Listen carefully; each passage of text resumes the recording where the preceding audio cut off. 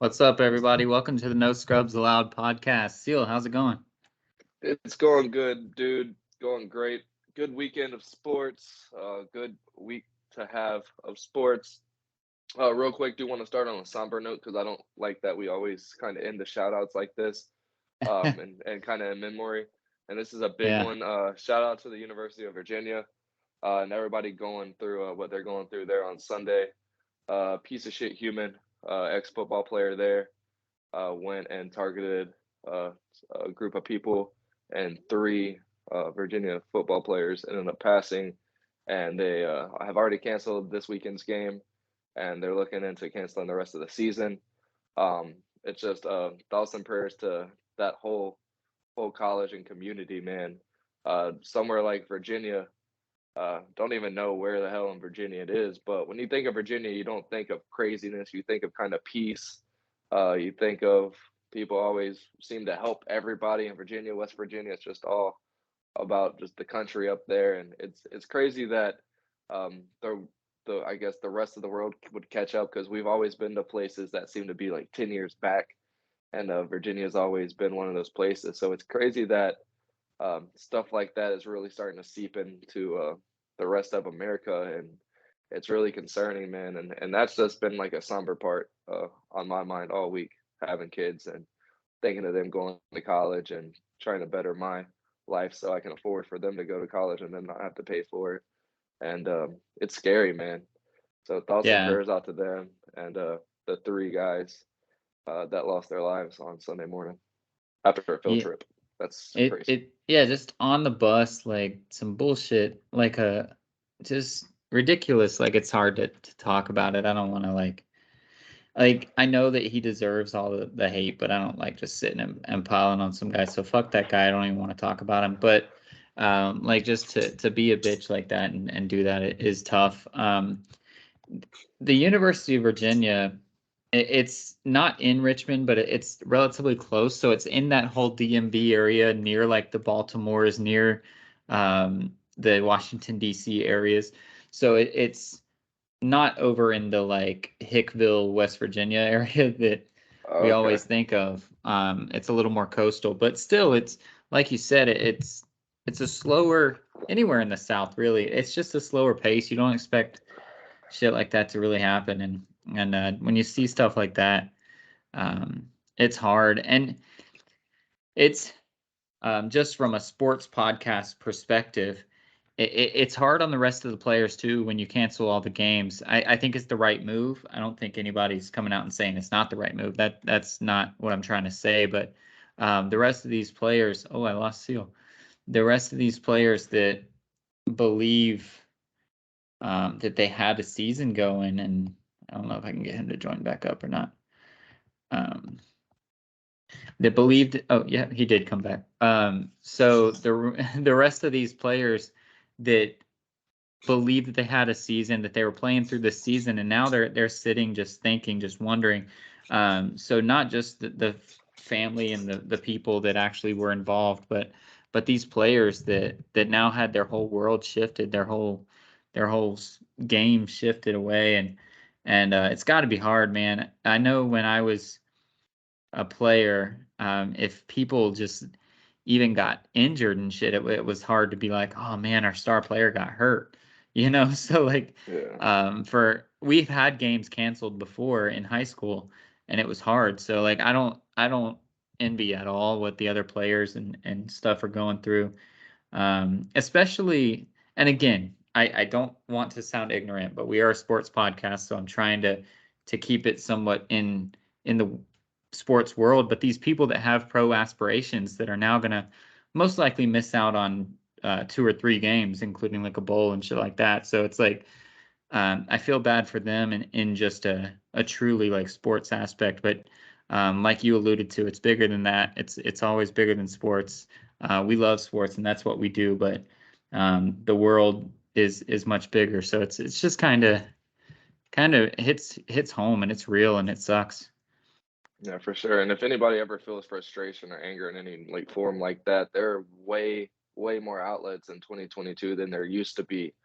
And yes, we live in a country that is free. a little too much for some people.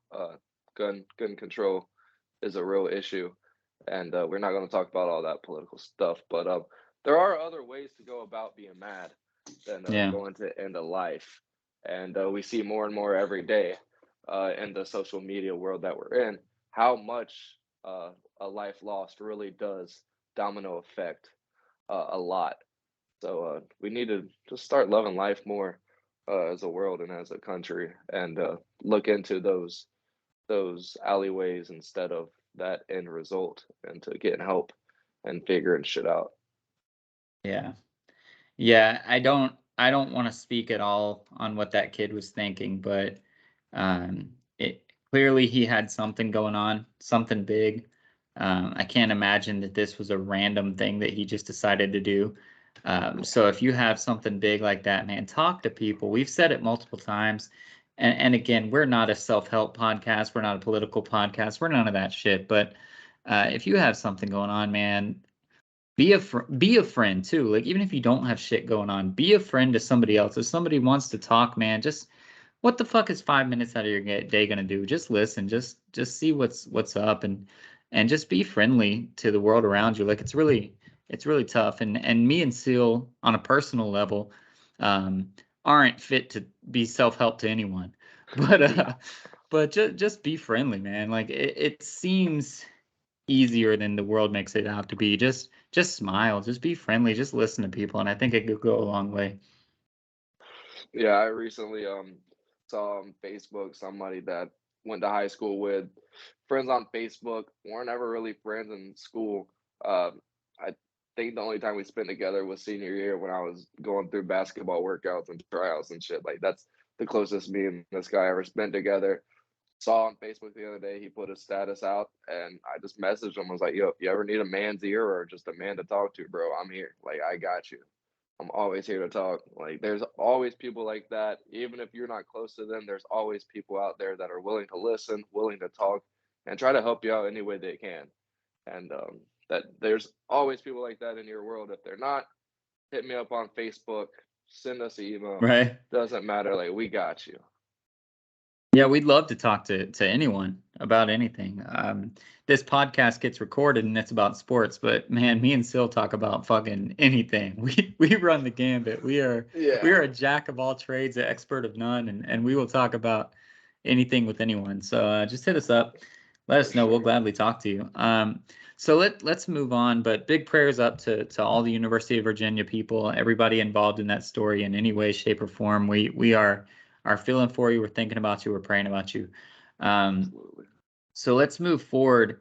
And I do have a good shout out that I want to have, but there needs to be something to bridge the gap here. So if you're watching on YouTube, Seal has a pretty cool jacket on right now. What's this picture with what is that, John 16:22? What's the Yeah. significance of this going on here? So, yeah, you haven't seen this. So, baby girl got this for me for Father's Day. It's actually an outline of a picture of me and Pops, me and my Mm, dad.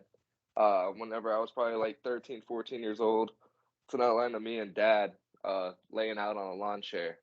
And yeah, she got it for me. And this wasn't a verse that I ever really like, it's never been like an imprint in my mind, but just when she gave it to me, it was something that reached out at her, and it was really cool. And yeah, heck of a gift. I'm not gonna say hell of a gift one more time, but a heck of a gift, man. And yeah, dude, good eye. It's yeah, that's abs- pretty dope. I love this thing. I wear it. I wear it to the bar. It's awesome, and yeah, it means a lot for sure. That's really cool. No, it looked cool, and I could tell it was. I didn't know if it was like Coop and you, or you and your dad, or what. So that's pretty cool. I know, and it's Um, crazy. Like that's my without obviously the mustache, I'll never be able to right. grow such a beautiful beard and mustache as my father did. But that's like my face now. Like Yeah, it it's is. insane how my head morphed into such a huge bowling ball of a head my dad had. Yeah, for real. No, your dad had better facial hair than you, absolutely. Yeah. So now back to the other shout out. It just felt weird bridging those two things with a hard line, but I wanted to shout out Interlochen High School football Oh team, yeah. state champs. I don't know what kind of weird ass division they're in. I don't know if you've followed anything still, but my brother follows this shit like religiously. So Florida high school football is fucked up. It is yeah, wait. so weird. How are they? So I thought that thing they won 2 weeks ago, That that was was their state state champs. championship, yeah, That's of dumb. whatever No division offense, thing they're hey. in. So they're in like some Sunshine State Yeah, the Sunshine Athletics State League. Athletic Conference or So that whatever. reminds me of like Florida Christian like the FCAL, Florida Yeah, Christian yeah. Athletic League. Like, but in that, like, I don't know, because even then, like, what was that stupid team? Like, once they would win the FCAL, they still would be able to go on and beat other teams in the Oh, state. yeah. But and the only reason they I did don't that because think they had to wait to get Interlochen to has other divisions. games. But Uh, well, we used to be in what 3, because it was us, Interlochen, St. Augustine, we were 3A, but now there's no like Nice. 3A and all that other shit. So Palaca is in like S2D, and there's like a shit ton. My brother was trying to fill me in. I don't fucking know, but at any rate, Interlochen finished undefeated for the first time in their season, in their careers, and were the state champs. It was amazing. So shout out to them. Shout out to Jonathan Goodwin. Shout out to Kim Troiano. Those two are coaches on there. Yes. They're our friends. Um, and it's really cool to see that they're doing big things out there. And if you don't know Interlaken, which I know you don't, That's it's awesome. really surprising that they are undefeated state champs. So And that was always it's Kimbo's pretty cool. thing, doing big things. Do Yeah, big and things. she is, man. Yeah, that's Um, dope. for what it's worth, Palaca did make the playoffs, So they and did. they lost like 55-7 in their playoff game. They lost like the last 4 games in a row after Yeah, they were starting the like season 7-0 undefeated. or some shit. Um, Yeah. It was weird. I don't Florida high school athletics is crazy. I tried to get into it. And now they do this like point system. Why They do couldn't they have strength of done that schedule. when they lost every year and like we either won a game in the playoffs or we won 2 games all year? I'm not even kidding you. There was a team. So we were, I think it was 7-3 at the end of the season, or 6-3, however many games they played. We had 3 losses. There was a Yeah. team that was 1-8, or 1 and however many games there are, that was ranked ahead of us. And it's based on strength of schedule and all this other bullshit. So basically, all you have to do is play like bowls, play um, Yeah, St. right. Thomas, just They play these played fucking Nice. teams. You lose 56-0, and you somehow get a better strength of schedule than if you would have played, I don't know, Stark or some shit.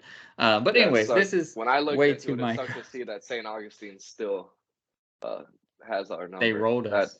Yeah, fuck ass Yellow Jackets. I can't they stand rolled them. us. Can't fucking stand Bradford, them. who's in our division, rolled us. So shout out to Bradford. Their playoffs are still going, but before they played us, they were undefeated, and I think they were at that point they were like 9-0, and they had outscored their opponents like 255-7 Oh wow. total. We scored 14 on them. I felt like I was like, oh my god, we doubled up their score. And they beat us like 63-14, but that team's rolling. So hopefully they win the state championship. I mean, we played Bradford in soccer when I was in soccer, so I kind of have some sort of And affinity there, I guess. real Um, quick, while we're talking about it, obviously we both went through the same struggle. Fuck Palaca Daily News for trying to make me pay $3.99 every time I try to go and look at what these kids are doing. I have to wait to see somebody in Palaca post screenshots. yeah, Stupid as it's fuck. fucking stupid. Nobody's gonna do that. I'm pretty sure you still sell it for 50 cents at the handy way for the paper. I'm not paying $3.99 a month just to be able to look. I get that's the new age of newspaper, but you're the fucking Palaca Daily News. It's Palaca. People still buy it. You still drop it off in the green pickup truck every morning. Get out of here. That Yeah, shit's so that's why annoying. I just had my brother tell me. He probably pays the Well, $3.99. yeah, he probably does. He doesn't have a fucking mortgage. He can do whatever the fuck he wants.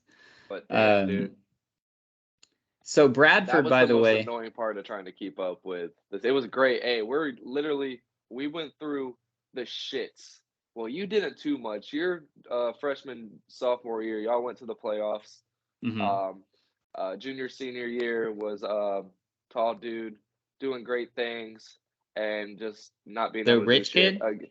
No, tall black dude went to Louisville, got busted for smoking weed. Oh, well, my freshman and sophomore year was Pat and Ked and all the good people. Yeah, that's what I'm saying. But junior, senior was the tall. Tavares, or what was his name? Was that his name? Oh That he went to no, Louisville. Patrick. Was it Patrick? I don't remember. But because Jr. was Pat, the I running think back. Jr. and Pat. Was it Pat? No, I don't know. He was in my grade though, right? Josh. Yeah, Josh. That's right, Josh. Josh but something. but yeah, they would literally have 4 losses on the year to the same 4 teams and go to the playoffs and just get smacked. And then Yeah. my junior senior year was assholeness. I don't think we won a game my senior year, but it's definitely a fresh. And we literally always knew Interlochen as a free dub for anybody. Yep. Like Florida Death and Blind could start a football team. Like Penn Isle probably could have beat I think Interlochen back Penile, didn't then. they play Interlochen like their first year just so Probably, that they could try to get a win? I don't know if they won or but not, but but shout out to both programs for turning that around and really coming up. And again, shout out to J Bug and Kimbo for being able to get her done. That's so yeah, I crazy think though. they're like offensive and defensive line coach or something. I'm pretty sure Jay is the offensive line coach. I don't know what Kim does, but it's Because pretty like dope. his brother's a great basketball coach. His dad Terry really good at the baseballs and knew a lot about football. I think he was the volleyball coach, like really good at sports. And I just never. Well, his Um, brother played football too, right? Didn't he? I think he like actually went to like a public school so that he could play football. but Jay was far from a sports guy. The only reason he did it was to hang out with his friends. Yeah. So like when you told me, I was like, oh shit. But that's awesome. But he was a huge Gator fan. Like he loved watching football. Oh yeah, Yeah, oh he yeah. just was not the athlete. But it's That's cool. awesome though. Shout out to them big time. I think Kimbo was the first girl to play football for Palaca High School Yeah. Yep. in history, and That's now true. she getting them rings, doing big things. That's what's up. Shout out to them for sure. Yeah, good job, Kim. I still see her when I go to visit my brother, so that's always fun. I saw her at the Jags Miami Dolphins game like 4 years ago. I was Oh wasted, and shit. I think I called her Carrie. I was like, guys, this is my friend Carrie. She's like, Kim. I was like, Yeah. shit. That's fun. So yeah, so big ups to them. All right, so let's move on. Um, there's not much going on in the sports world, like really, that needs to be talked about. But let's start it with something that's upcoming. So we do need to talk about it a little bit, and that is the World Cup. Soccer fans and non-soccer fans alike tune in for the World Cup. Somehow America fucked us. Just kidding. But no, it's in Qatar, so the timing is really sucky. But USA's first game is Monday at 11 a.m. Pacific time, so right in the middle of work. Their second game is Friday at 11 a.m., so right in the middle of work. And then their third game is like Tuesday at 11 a.m. or 8 a.m. or something. So, but that is, well, at first I was pissed about it. I was like, fucking 11 a.m. on a Monday. But when you go look at the schedule, that's the last game of the day. The games start at Yeah, like 2 a.m. So they actually did us a solid. But luckily, and shout out to anyone that works in a company like mine. I get to watch. I'll throw the thing on the TV. We have a big ass TV, and I get to take a 2 hour lunch during World Cup to watch my games. So shout out to my company for one, and then anybody that can do that as well. Um, but this is the best year for us since we've had the Clint Dempseys and the Josie Altadors and these guys that made the round of 16 type runs. We're actually expected to make it out of the group, which is crazy coming 4 years after not even making the World Cup at all. Are you excited to follow at least follow USA soccer here and see what we can do? Because England, Wales, and Iran in our group are all kind of down. We have a chance to yeah, actually win this group if we get hot. yeah, for sure. I think the biggest test is going to be Wells, and we get them right out the gate. So Mhm. that's going to be fun to see. Real quick, shout out to America. I don't know if it's everywhere, but around here, I'm seeing places up in Jacksonville as well. Everywhere's having shows. Everywhere's doing parties, watch parties. Mhm. And as you said, 11 a.m. Still up in Jacksonville. They're opening up the baseball grounds. I don't know what they call it these days, but we know it as the baseball grounds of Jacksonville. They're opening that up to have a watch party there. the Jumbo Shrimp and whatever the soccer team is, the Armada. They're teaming up to have a watch party on Monday. We're having a watch party at the bank too.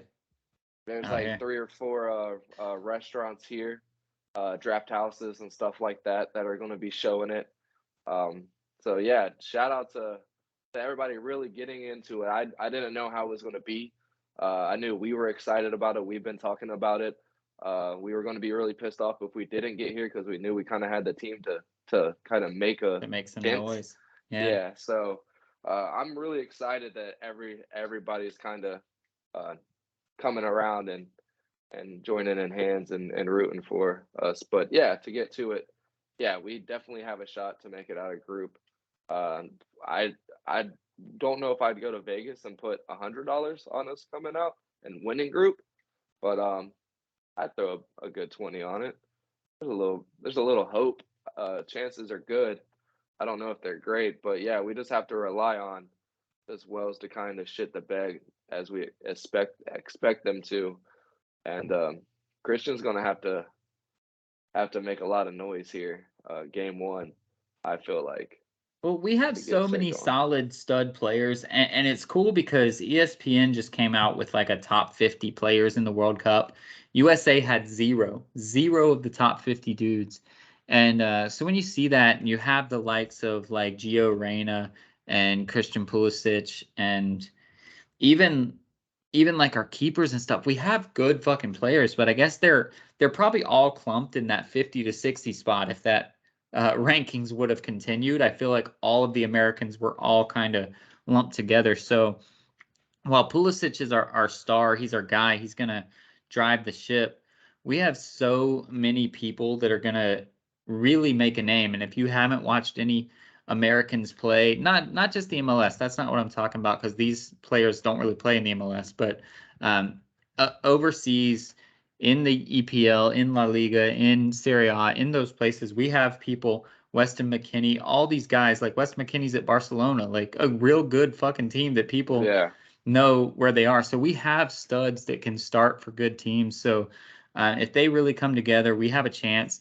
And like you alluded to, Wales is the big one, where if we can get past Wales with a win, then should be clear and away exiting the group. And then if we beat England, then it's a wrap, like we could be one of those teams that are like the Frances and like the Brazils that going into their last game, they're just like, fuck it. We don't care. We've already won this thing.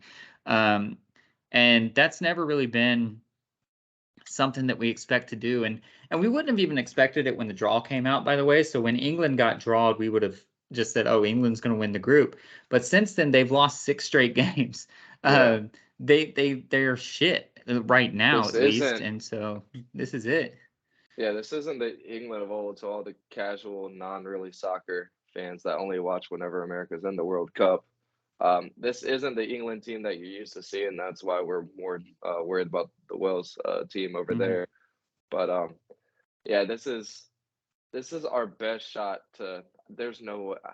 I don't just see, like, Argentina is just crazy good. Like, well, we're definitely not going to win the whole cup. Yeah, that's insanely good. Like, but just to be able to advance against a group that has England and Wales is going to say a lot for this country and what our club is going to be for years to come. Because like you said, not really alluding to it, the age of these cats that are on these great clubs are young as shit. When you have the Englands, you have the Argentinas, you have the Brazils, who are really relying on these guys over 33, 34 years old to really keep them going. We're going to have this group of guys here for another 2, maybe 3 World Cups. And this is literally like the beginning of what should be a great run in international play for America. Yeah. And honestly, like when the draw happened, we lucked out, like regardless of how we come out of our group, which our group could be tough. England, Wales, that they could play, no offense to Iran, but they're going to finish 4th.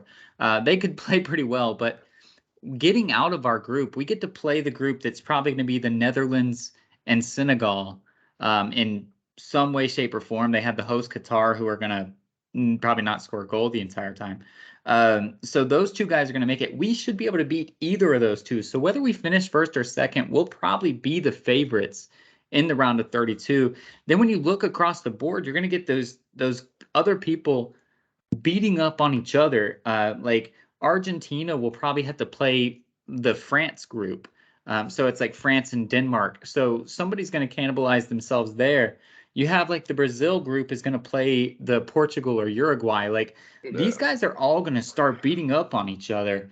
And if that's the case, then we might just have to like upset Argentina, which I say upset Argentina like it's a flash in the pan. But if we might get to upset Argentina, then we're just in the finals all of a sudden. And we're like, oh, we didn't play anybody yet. Like, what the fuck? Yeah. So this is our year to really try to make a splash and do something, man. Again, if you're a betting man, don't put it on a win, but we might have a chance to really make a push here, and it's exciting. Yeah, I'm really excited for it. And the way that it's going to be done is going to look like old school USA football and being exciting, getting scores, having close wins against great teams, and no real dominance, just swift execution and getting out with dubs that Yeah, we're used to. I don't know who our goalkeeper is, but it's Matt hopefully Turner, he's. baby. Arsenal. Oh, It's the okay. Arsenal keeper. Well, backup keeper. Yeah, I was about to say, don't give him that much credit. No, he's not. He's just there. But yeah, that'll be fun to see because we really hung our hats on our goalies on our runs back in the day. Shout Yeah. out Mr. Howard. Um, so yeah, I'm excited. We'll see Monday. And again, shout out to everybody around the country that's getting ready and getting amped up for it. I think I'm on a double on Monday, but I don't go until 11:45, so I'll at least be able to watch a little bit to start. And I'm sure the bar will have it on. If not, I'll make them put it on. I'll be So good to make $30 until 1 o'clock, and then get a couple more tables before I leave. yeah, I love that my work lets me take I mean, I take 2:45s. I go back and work for like 15 minutes if I have to, if I have something. Well, normally I don't have shit, so I just stay in the room. But um, so let's zoom out. Let's take off our red, white, and blue coats and our hats and shit, and let's make some predictions for the actual World Cup. We're not going to go through all the groups and shit. You guys don't care about that. This is we understand soccer here on the podcast. But let's try to make our winning groups, or not our winning groups, but kind of the winner and I know we don't have the way that the knockout portion goes, but give a couple teams maybe who you think's going to win, and then kind of a backup team for um, what would be the final. But again, we don't have our tournament bracket to know if they're going to meet in the final. But give me two teams that you expect to come out of here at the end of the day that you would put money on. I got you. Two teams I'd put money on are obviously going to be Argentina and Brazil. Mm. Really deep rosters, really strong. One surprise team besides us, American hats off. Boop. Probably the Netherlands. They've Mm. made runs in these international plays before, and it's the same squad. Still, they're old. They're getting up there. But I can definitely see the Netherlands being a sleeper, being able to get through, make a run. But yeah, The thing I love all eyes on about Argentina, Brazil. the thing I love about that Netherlands pick, they're not one of my picks, so I can just piggyback off of you for a second. The Netherlands have the perfect World Cup, Champions League, Euro Cup, that type of team where they go, you're not going to beat us 0-0. You can't fucking do it. And we'll go to the PKs. We'll do it because they play such good defense. And we saw Croatia literally 4 years ago do that. They went to PKs 3 straight times. They ended up losing in the semifinals. But to have a team that's willing to go, listen, we fucking can't score. We suck at scoring. But if you guys don't score, you can't beat us. And we'll figure it out in the PKs. PKs are a crapshoot. So I like that Netherlands pick because they will play that way. If you want to watch boring, quote unquote, boring soccer, check out the Netherlands. It's going to be a 0-0 game pretty late and see what happens. So I just love how hyped their fans are the whole 90 minutes, knowing not shit's gonna happen. But it's the same. It's the same group of three or four dudes that are just the gel of that defense and just make everything happen, make all the stops. Really, don't let the goalie have to do too fucking much at all. And yeah, they've always not fun to watch, but every time you see international play and they're fucking sitting here beating these teams 1-0, I'm like, Yep. how? So that's definitely my sleeper pick is the So Netherlands. But so yeah, if I had to pick one, Argentina I think is going to be able to kind of show off for probably the last time, but show off their big dick energy in this nice. World Cup play. So my head pick is France. I think France is going to be the team to beat. My heart pick for the other pick is Uruguay. Go Diego Rossi. I just love this man. And Uruguay kind of plays that same Me type too. of we play defense, but we have a couple of good strikers that are going to go out and try to score on you. And then it's not a sleeper pick because I guess Uruguay would be my sleeper pick. But my third kind of off the wall pick would be Germany. I think Germany is always going to be right there. Um, but France and Uruguay is who I'd put money on. I hate But Germany's kits with a passion. yeah, but they have the old heads plus some young guys. They have a nice variety of a squad. But I mean, Kylian Mbappe is the best player in the world, and he's going to be out there trying to do things for France. So I Yeah. think they're the favorites in the betting world. So yours would probably get you more money, but I think mine. I like mine. So let's move on. We're 30 minutes in, and we Real haven't talked quick about what's that. on soccer. While we're on soccer, did just having kids on Netflix the other day looking for something for Junior to watch. There's a little soccer kids movie out. One of the stars is Latan. And I was like, what the fuck? What? And Babe looked all confused. I was like, Babe, you don't understand. This man literally got a jersey from LeBron James saying, welcome to LA. And he sent it back saying, with a fucking sign back saying, you're welcome. Or signed it and sent it back. And then put out a fucking ad in the newspaper saying, you're Said you're welcome. welcome. Yeah, like this man isn't about the kids. He's not about the people. Like, I haven't watched it with him That's yet. hilarious. But I was like, holy shit. I hadn't told you about it. So since we were talking about soccer, I had to bring That's that up. Yeah. funny. Now he's a man of the people since he's Good for him. getting shat on everywhere else in life right now. Good for him. All right, so we're moving on now to American sports. Well, like domestic American sports, um, and not a lot has happened. I mean, There hasn't. Can I things. start American sports? Yeah. I think you'll be able to piggyback off of it. So Okay. being a Jaguars fan, all we've ever talked about since what, 2013, when these London games started happening, Jaguars are going to be the the London team. They're going to go to London. Bro, I am now all for being the international team of the NFL, but I don't want it to be in London. Germany Germany's dope. was a fucking vibe, bro. It was the feelings of football feelings to have singing old country songs with Singing friggin' John liters of Denver. beer, bro. Country road, oh, bro, it was absolutely amazing. I would not mind at all to have 4 games for Jacksonville there, so I can have an excuse to go to one and get some kind of package from the team. But holy shit, that was absolutely incredible. You guys finally showed up. It looks like Giselle might have not gotten half of the offense, maybe only a quarter of the offense in the divorce. But dude, that atmosphere, just the announcers noting the amount of beers in the stands, the Yep. zoom in on the guys, like 5 people coming downstairs with liters of beers in their hands going back to their seats. Oh man, the videos of fans' phones with the country road. Yeah. Oh, buddy, that was as American football can get. That's not on American soil.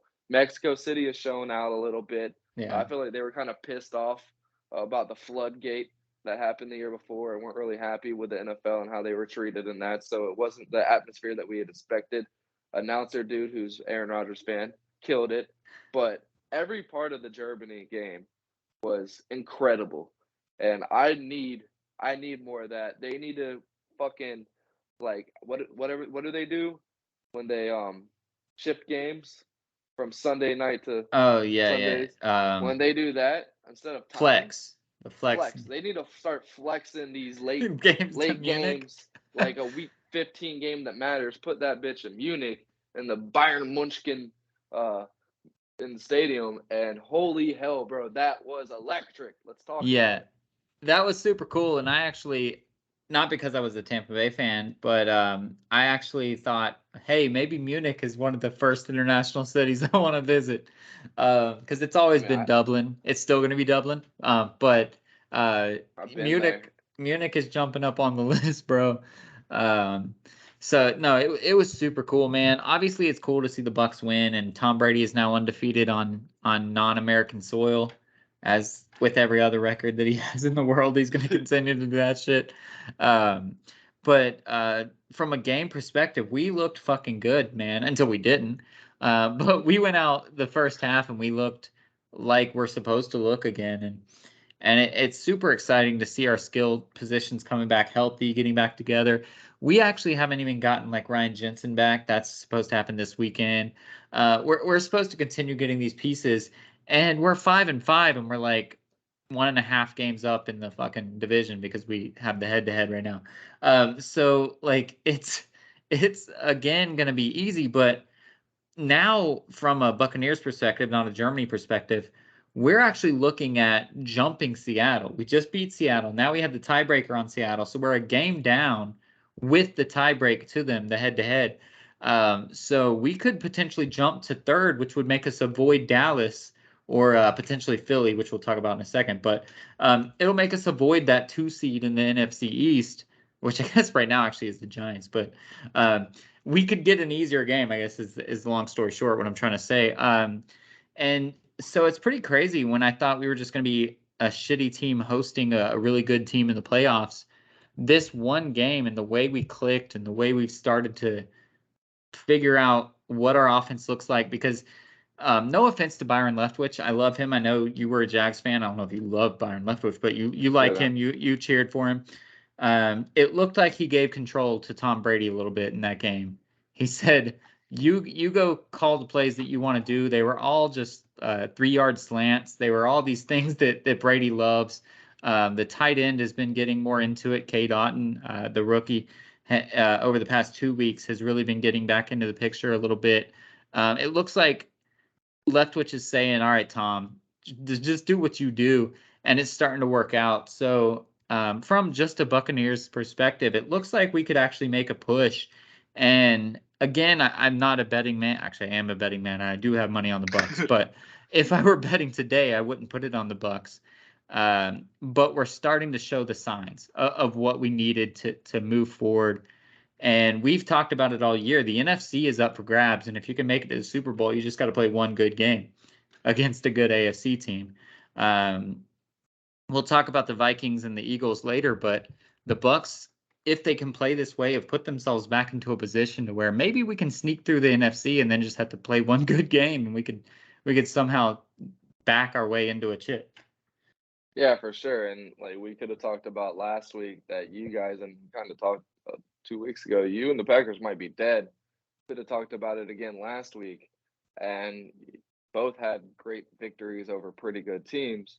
Yeah. And the fact that these teams that we're talking about are the only teams that really have a chance. And the way wild card's set up nowadays with that extra guy in there, like it's very well that you winning the division and the Packers finishing 11-6, 10-7 are going to sneak in there with a wild card because, like you said, we'll talk about the Vikings and Eagles later. Right. They're probably not going to end up winning that division, but there's a very viable chance that you guys have both figured out the formula to kind of get it back going.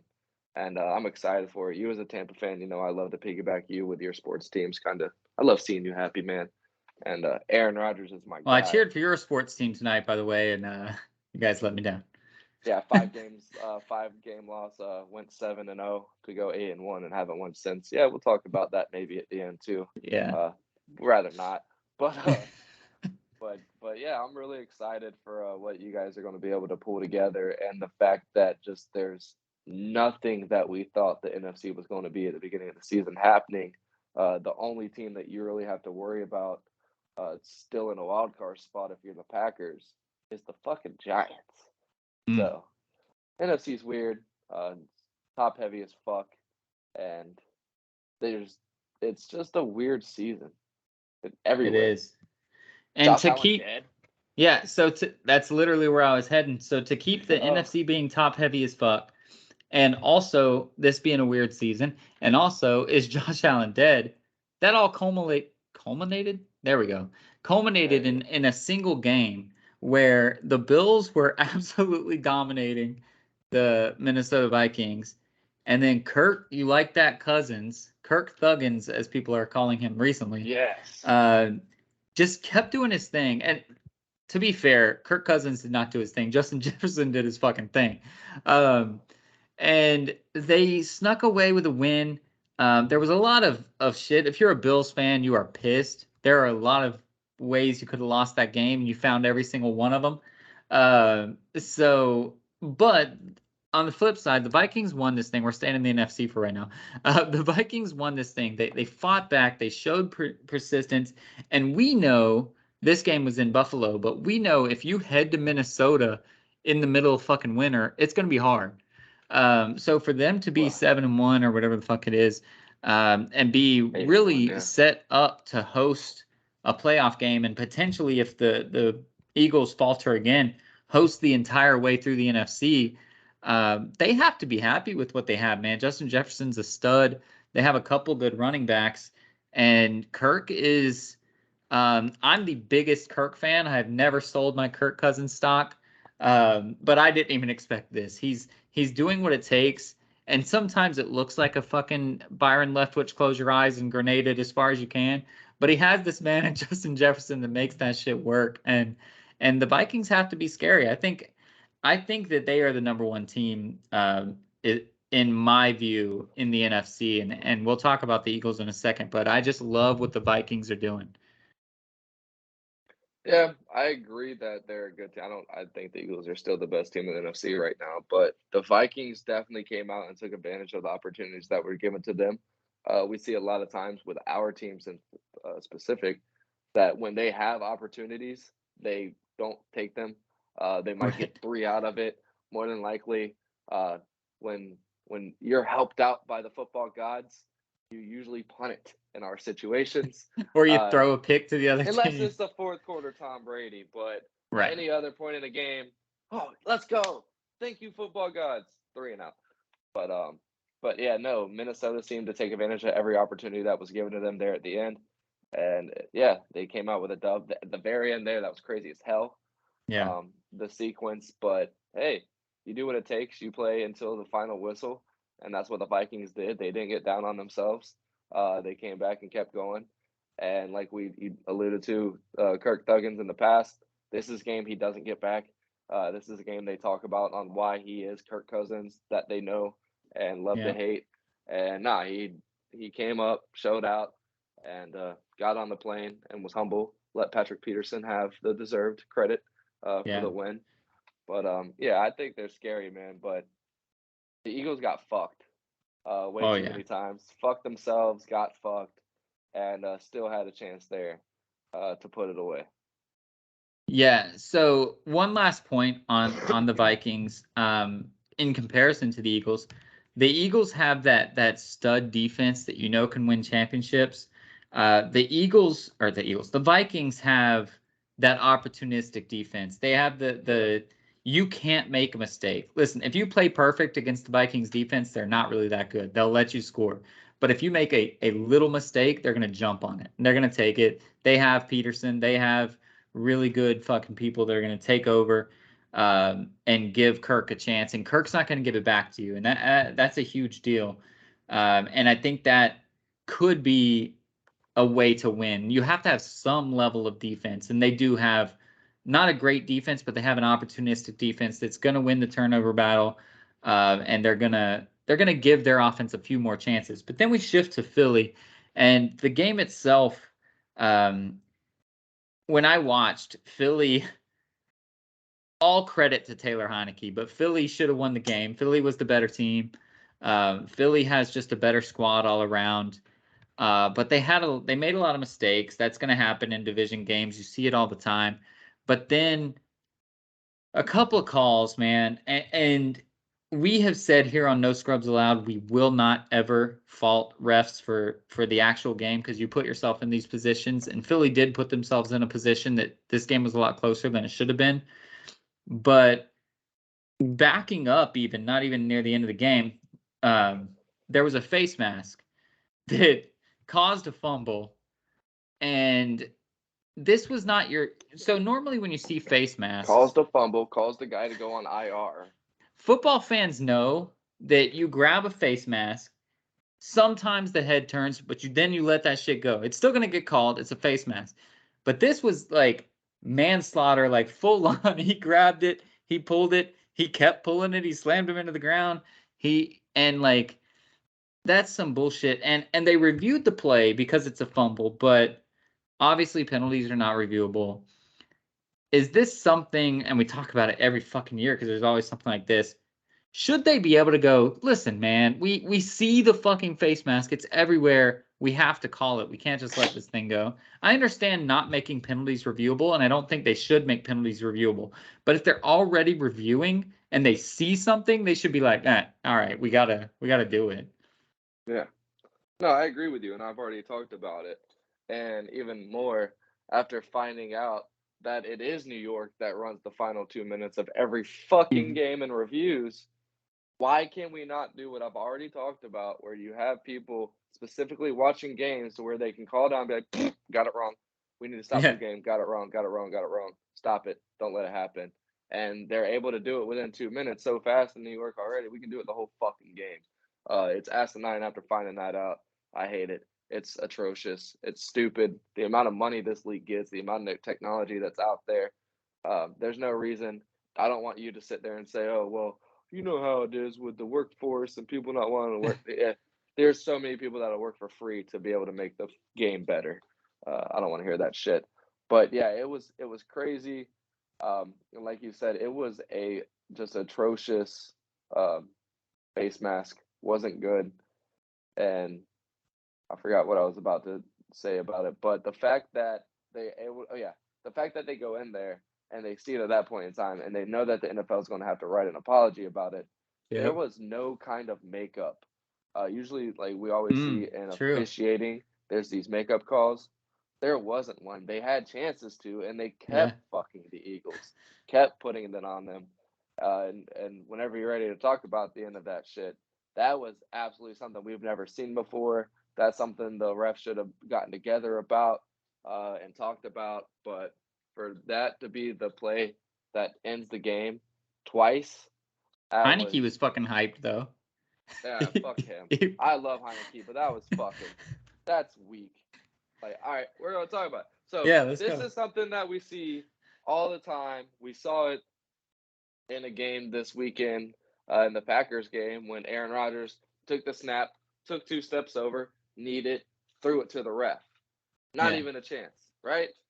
We've never seen a play go for 10 seconds and then a runner take a knee. And that, like, you've always had to touch the runner and make sure he's down.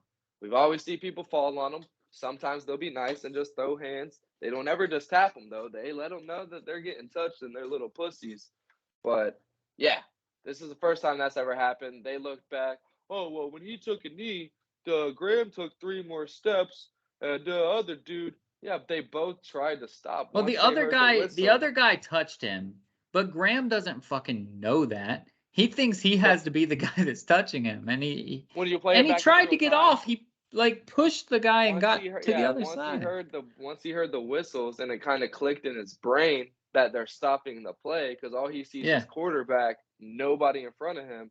Right. Like, oh, whistles, and he kind of stops. And for them, and I mean, he did push Heineke into the ground, but that was because he was trying to change direction and get off of this dude, and so he like slammed him down. He could have just rammed over him if he wanted to, but it was another one of those bullshit calls. And be like, hey, listen, we already fucked them once. We know we fucked them. Let's give them the ball. Let's see what they can do. Nope. Fucking just, I hate that ref anyways. So throw the flag. That was stupid. They need to figure this out. There's no reason they should be getting protected like that. You can't just scramble around in the pocket and then once you're about to get lit up, drop to a knee. Like you have to Blake Bortles or Blaine Gabbert, not Blake Bortles. I'm sorry, Bub, you're the goat. They have to Blaine Gabbert that shit and just fall like he did when he came Or out of throw the shit college. out of bounds. They give you the rule to get out of the pocket and just chuck them, motherfucker. Yeah, Like, like that shouldn't be an option. That has to be some sort of offensive penalty. Um, like in the instance that happens and he does get hit like that, oh well, it's against the yeah. rules. 15-yard penalty on the offense, Because and you let him know don't do it again, and you won't get fucking sandwiched by two guys. the knowledge that we got growing up when I didn't play Pop Warner, but when we played Pop Warner or high school football or anything like that in our age growing up, the quarterback was taught and the defense was taught as soon as the quarterback's out of the pocket, outside the tackle, he's a runner. Fucking go get him. He's a runner. And the quarterbacks know that. We saw all of our high school quarterbacks. If you get out of the fucking tackle box, you are a runner and you're going to be treated as such. And so for that to be the case is absolutely ridiculous. But we've seen this all year long. Stupid pass interference, stupid unnecessary roughness, stupid things leading to this quarterback. My brother brought up the point, and I wanted to bring it up to you as well, is this just one of these kind of overcorrection things we're going to see the same way we saw it with defensive holding? The first year that defensive holding was a thing, defensive holding got called every fucking game, and it was stupid, and there was a bunch of bullshit calls, and eventually they just had to gravitate it toward the right way. Are we just seeing the shittiness of the beginning of these pass interference, unnecessary roughness calls, and eventually it's just got to funnel in to where it needs to be? Because defensive holding is still a thing, but it doesn't get called the way it did when it first got implemented. Are we just doing growing pains right now and trying to get No, where we need to be? this is the new age of the no fun league. Unfortunately, we saw in the Chargers Niners game, was it? Dude get ejected for hitting Justin Herbert with his shoulder pad in the helmet. Yeah. Like and the only reason he hit him in the shoulder pad is because Justin Herbert lunged more instead of Yeah. going down, and dude tried to turn, and it looked bad in real time. It looks even worse Yeah. slow motion, but it was the least amount of contact dude was able to do at that point in time when they're both going 20 miles a fucking hour. Like Right. I don't think they're taken um into what am I looking for? What's the word? Consideration.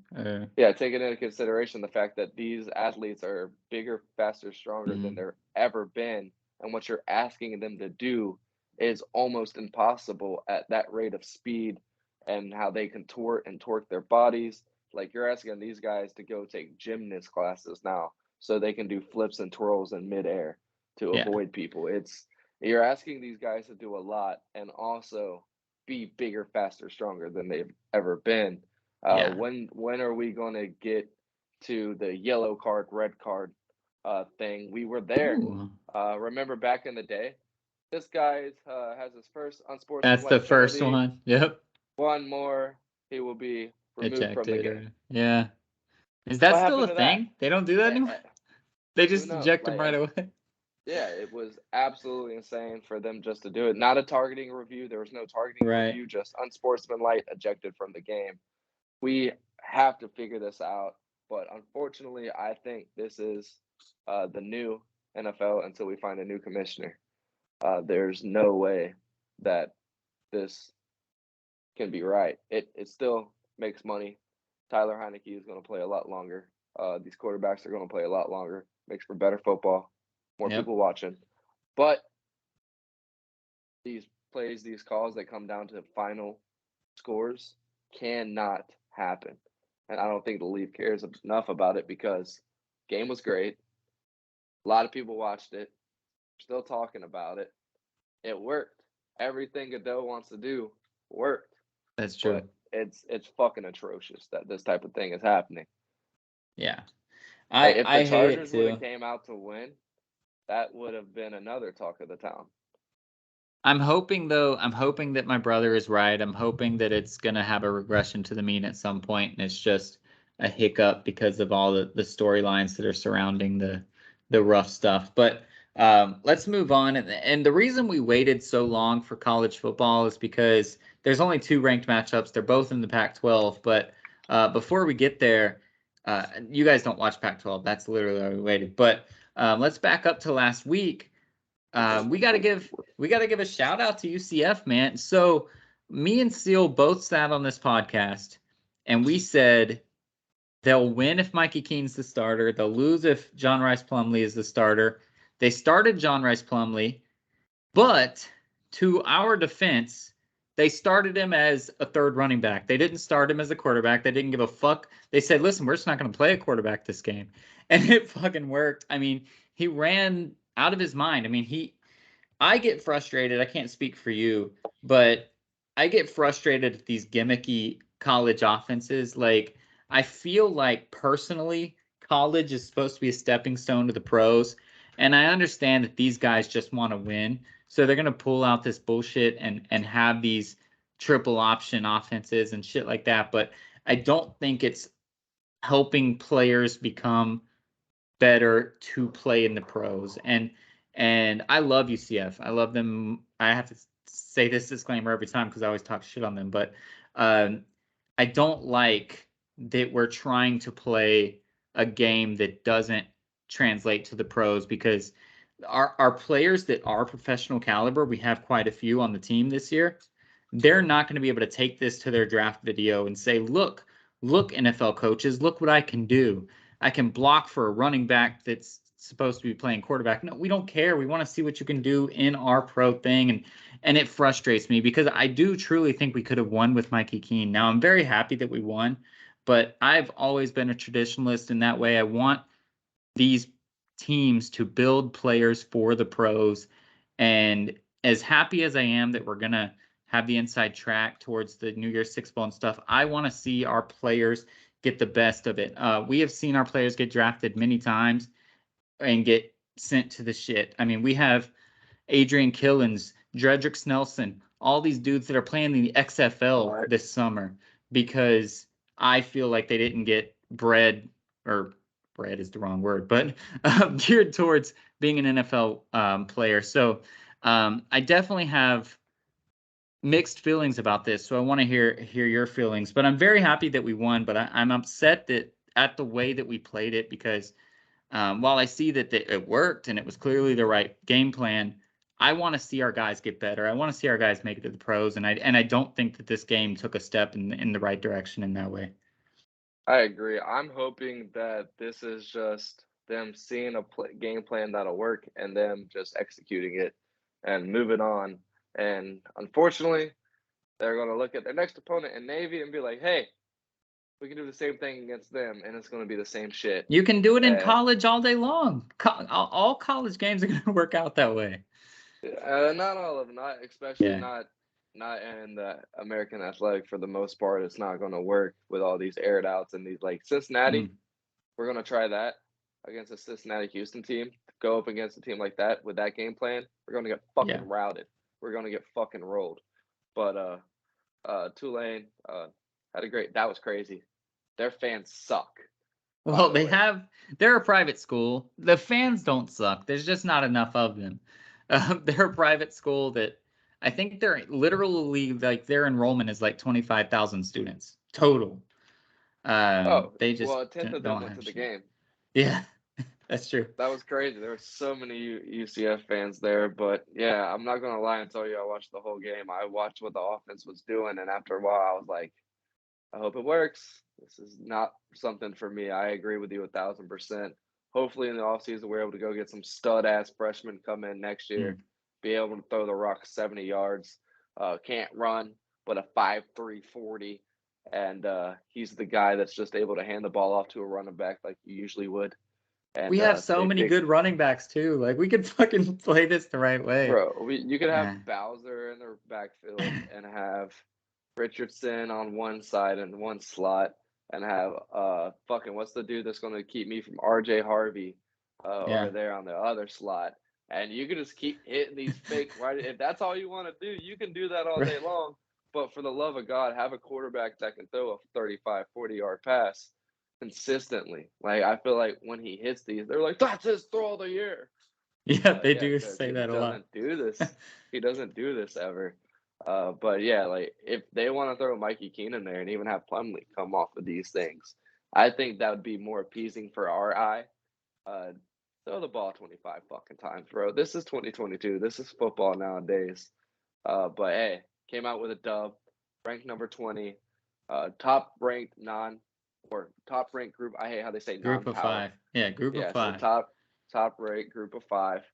Got to be exciting. Last year of having to deal with this bullshit, and hopefully Gus can realize, hey, now we're going to be playing a lot of teams. If we can muck up 40-45 minutes of playtime, we might beat these Oklahomas. We might beat these Texases. We might beat these Oklahoma States. But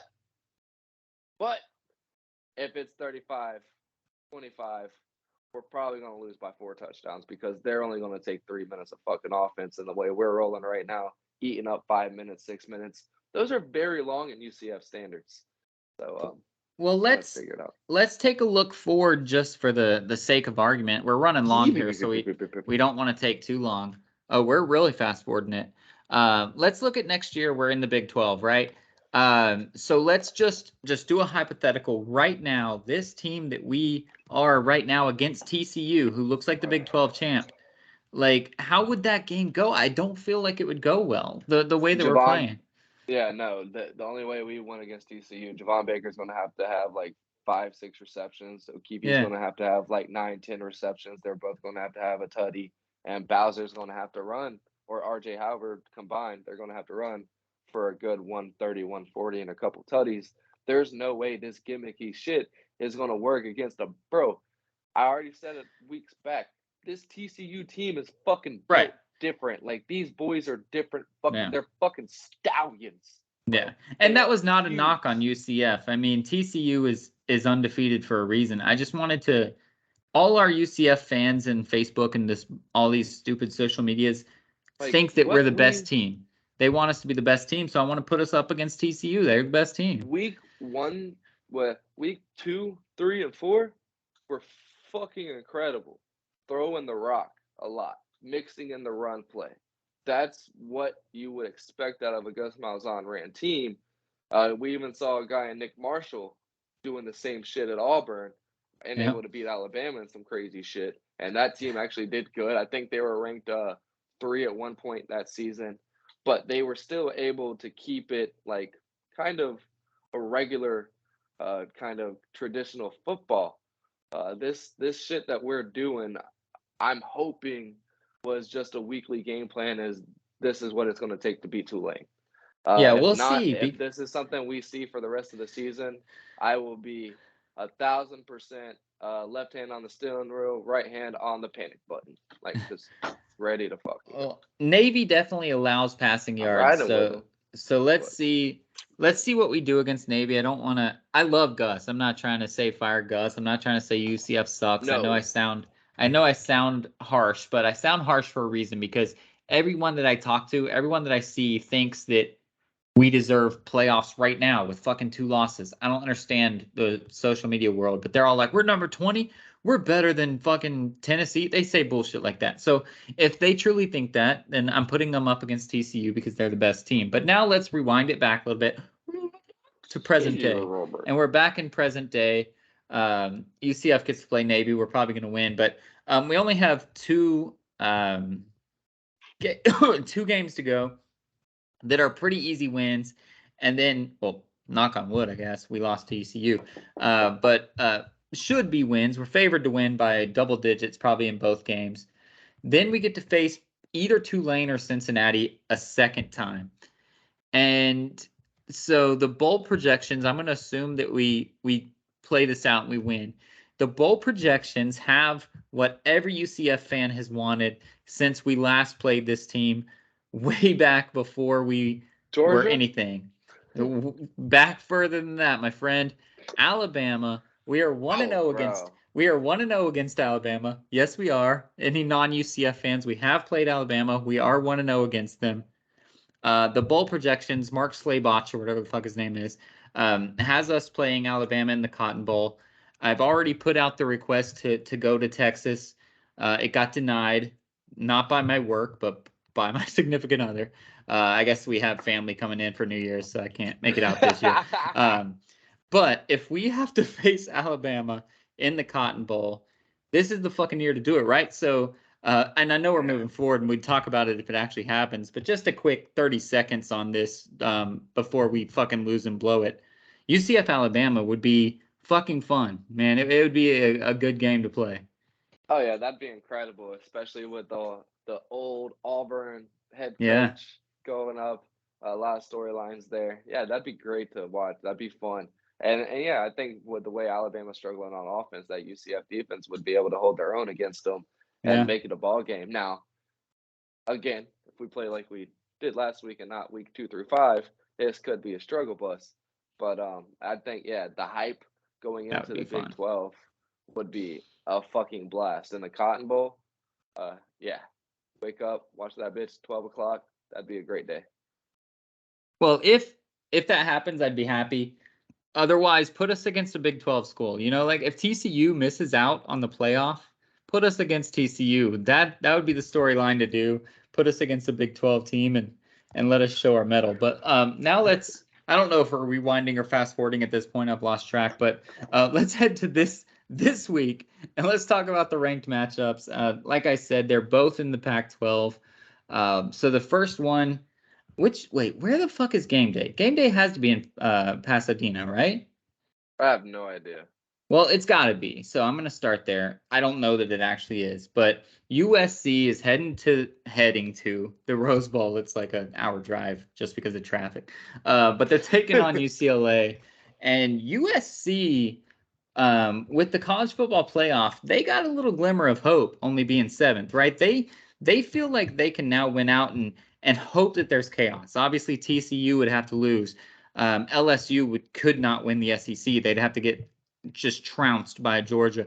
So these things would have to happen. But USC's a little happy now. So they're going to the Rose Bowl to face UCLA in the matchup that I said was going to be undefeated. When the time came, there's actually 3 losses between the two. But what do you think happens here with USC UCLA? I think USC is going to be able to kind of just roll away with this one. Unfortunately, UCLA isn't just up to par. They make a lot of mistakes. Great team, but just too many mistakes to be able to overcome. And against a team like USC, they're going to get shown out quick. I feel like this could be a game to where they're down 2-3 scores by halftime and having to scratch and claw back. But again, these games go way different than you would think of just looking at their past games, just because it's USC, UCLA. So I Right. could be You throw very out the wrong. scoreboard, man, or whatever, the record book, whatever they say. Yeah, so it could be close, but just looking at the game tape that I watched, I feel like I just watched fucking highlights and clips of their games. But from what I've seen, I think this is USC's game to lose, but they would have to make a lot of mistakes because UCLA is going to give up a possession or two just by fucking themselves and shooting themselves in the foot. And yeah, I don't think it going to the Rose Bowl. Isn't that USC's old place? No. Oh no, they were at the That's always Coliseum. been UCLA. Yeah, USC is at the Coliseum. It was their place because they dominated the Pac-10 every year, and they got to play in the Rose Bowl for their bowl Oh game yeah, whenever Reggie it was the Bush. Yeah, BCS. That was basically their yeah, that's second right. home. The Rose Bowl was their That's the second one. home. But so just as an aside, the reason why I couldn't find College Game Day is because all the games fucking suck. Apparently, they're heading to the FBS, Division 2. Well, it's still called Division 1 FBS, but not the real division. They're heading to Montana State to watch whatever the fuck game Montana State's playing. So good on Montana State. Hey, shout out to you guys. I'm not trying to knock on FBS, but Is you that a did your new one? thing. Hey, shout out to Game Day for continuing to do what I love. Go to fucking new places. Sick of I seeing the hope it's a same old good toothless game. fucks. I hope it's a. I don't watch the football bowl Nobody subdivision. cares about the game that goes on at game day. It's the That's true. atmosphere. And That's every true. time they go to a first-time place, it's fucking nuts. So how do you think And Montana State's gonna be? Like legit, like wild. that's probably the only fucking school in miles. They're gonna all be 11,000 students are going to be there, and their aunts and uncles and their cousins, and now. the Who do they whole play? trailer park next I'm to ready. the fucking campus is going to, like, they're going to have a clean It's Montana 15,000. State versus Montana. So I don't know. Ooh. So Montana State is 9-1. Montana's 7-3. It's just simply called the Brawl. It's not called like Battle of anything. It's just called the Brawl. Oh, dude, the state of Montana is about to be hyped, dude. And I'm on a double Hey. on Saturday, so I'll be able to wake up and listen to a And little bit watch of game game day. day. That was the only thing I liked about that shitty ass place before I started working here, is that I had open Saturdays and I had to be there at 10, so I'd just wake up at like 9:15 and catch on the game day and just watch it until we opened up at 12. Nice. Well, as far as I'm concerned, with bringing them back to this game, we've taken a lot of tangents. I think that I know. UCLA's going to get it done. I have to back myself because so far myself has been wrong. I said that USC was not ready this year. I said that Caleb Williams would not be ready to go, would not be a Heisman candidate. I said that USC was going to finish around 500. They are now 9-1. But I have to stand behind it. I'm saying UCLA, who I picked to win the Pac-12 before the season, at home in the Rose Bowl. I think that they'll be able to get it done. They do have a good team. It's not like it's a crazy upset, but They do. They just beat themselves. They shoot themselves in the yeah. foot way too many times. And if they do that at all, they're fucked. Yeah, well, I think that they're going to get it done. I think UCLA wins. So after that game, regardless of who wins, they will both be tuning in to the late game because the Pac-12 is still on the line, and this is Utah, number 10 Utah, heading to Eugene to face Oregon. Oregon coming off a pretty bad loss, but they are still the favorites. They still have Bo Nix. Oregon, I mean, Utah, we've seen the good of Utah. We've seen the bad of Utah. We've seen everything in between. But somehow they're still 8-2. I think that Oregon gets it done. Being home is huge. Coming off a loss is huge. It's big motivation. I think Oregon gets it done pretty handily. I don't think they're going to win by a ton, but they're not huge favorites. So I think they're easily going to cover. I think they'll win by a touchdown or so, maybe 10 points.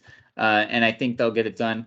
And even though it's a close game, I don't think that they'll feel super like panicked at all. I think Oregon's going to have a steady game where they just kind of take control and hold on to it. I agree. Everything you just said on repeat. Utah, it's just going to be too big of a moment. They're going to be able to keep it in. They're just not.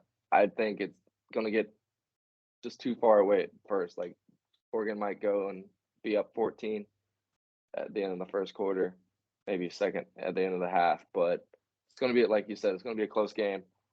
Utah's never going to really have a chance. Oregon's always going to feel like they had it the whole time. But the final score is going to reflect a very close game there at the end. Utah's going to try to give it their all.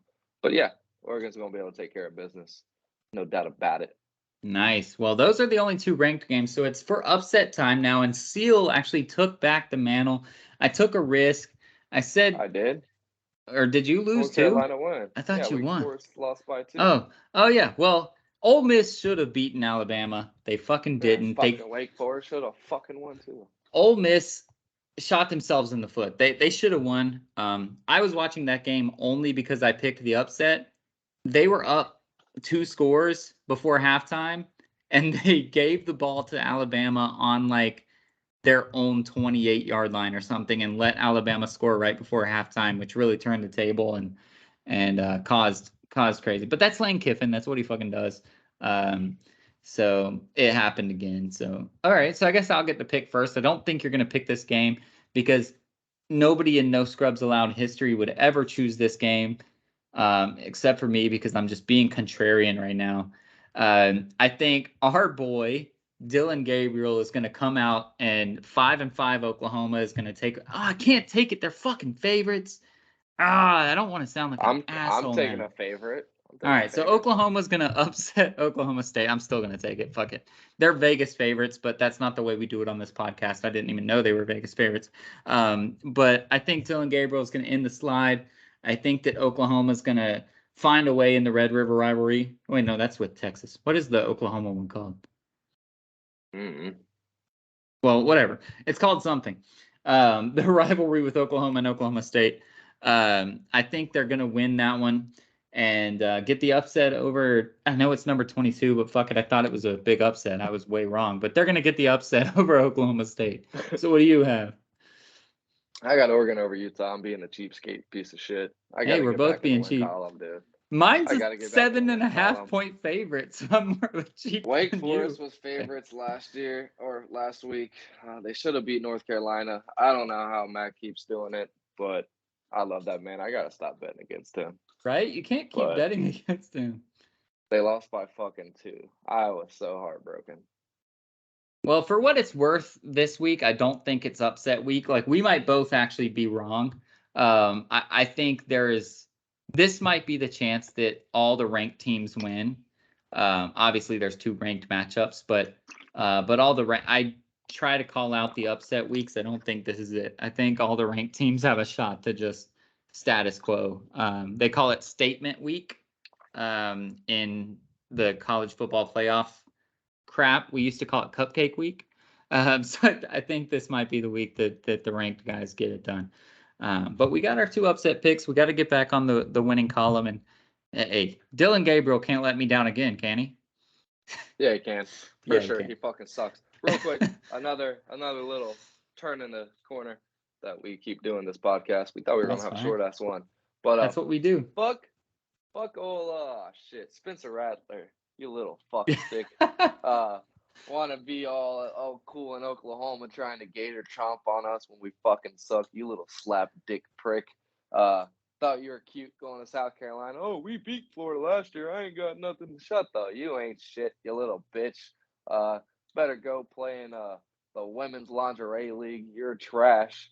Go Gators. Fuck Spencer Rattler. That's all I gotta say about football. True story. That was amazing. That was good. I had no fear that we were going to lose that game. That was really the easiest game on our schedule. I'm pretty sure I was looking at our schedule and I thought there's no fucking way we lose to South Carolina. So the way that we won really big and it was great. I'm pretty sure coaches in the defensive groups had to play him just trying to cake on us during that game 2 years ago. Was it 2 years ago? Yeah, I think so. That was so sweet. That was so great to watch as a Gator fan. All right, so we did our major shout outs at the beginning of the game. Do you have any other the podcast? Do you have any other shout outs to give? Just shout out to the UFC, bro. Hell of a card. I don't want to get long-winded again, but it was amazing. Michael Chandler looked like I always expected him to look after fights just by look. I would never say it to his face, but he just looks like somebody who can't fight. He always wows me. But I love him though. He's great my guy. But hey, shout out to Dustin Poirier, be able to get back in the win column, get back on top, look like I've always expected him to look like, and I'm happy for him. Sad for Izzy. But great fucking card all around. And Wei Lee was obvious. Everybody knew she was gonna win. But yeah, shout out to all those guys. I had a shout out, but I fucking forgot what it was. So whatever, that's cool. But yeah, so literally, this is going back a long time. This is literally now 2 years, a year and a half, going back to the beginning of COVID. Just to jump on your back with what you just said. We never really did shout out the UFC in a true way, but they kept sports going during the pandemic, man. They said, we're going to fucking find a way. Dana White said, we can't fight anywhere. How about I buy a fucking island and then I decide where we can fucking fight? And so they did that, and they kept sport moving. They tested everyone, regardless of your political spectrum. They followed the rules. They said, we'll test fucking everyone. We'll make them wear masks. We'll make them do shit. We'll test them every single day. We'll test them before weigh-ins. We'll test them before the fights. We'll test them on the way out, after the fight. We'll do everything you guys say. We're just going to keep sport going. And I know because all of California shut down. So I was stuck at home to the point like we couldn't go to grocery stores. We had to order like DoorDash or Postmates or whatever, and they waived the delivery fees because they had to bring groceries to our fucking door, and we sprayed with Lysol the bags and shit, all kinds of stupid stuff. And when I was stuck at home for literal weeks on end, I knew that I had UFC that I could fucking watch, because every other sport was canceled. So I really wanted to shout out UFC because they innovated. They found a way, and Dana White gets a lot of shit, and he deserves a lot of shit. He gets a lot of shit from us here, with fighter pay because he's a scrub in the fighter pay standpoint. But in bringing the sport to the fans and making sure that the sport is the greatest that he can, and that every card that he puts out is something that is good, he deserves a shout out in that regard. So a big shout out to UFC. They made it happen. And it's just, I don't want to call Dana White a stud because he's not a stud, um, but the UFC as a whole, as a conglomerate, all the fighters, all the announcers, all of the people that put that promotion together, man, that is huge. Big props. Finding a way to make it happen when all the odds are against you. So in our lives, when the odds are against you, which if you're a regular person, they seem to be against you more often than not. When the odds are against you, find a fucking way. If people are saying you can't fight anywhere, go buy a fucking island. Whatever that means in your world, do it. Find a way to make it happen. And as always, be a stud, not a scrub.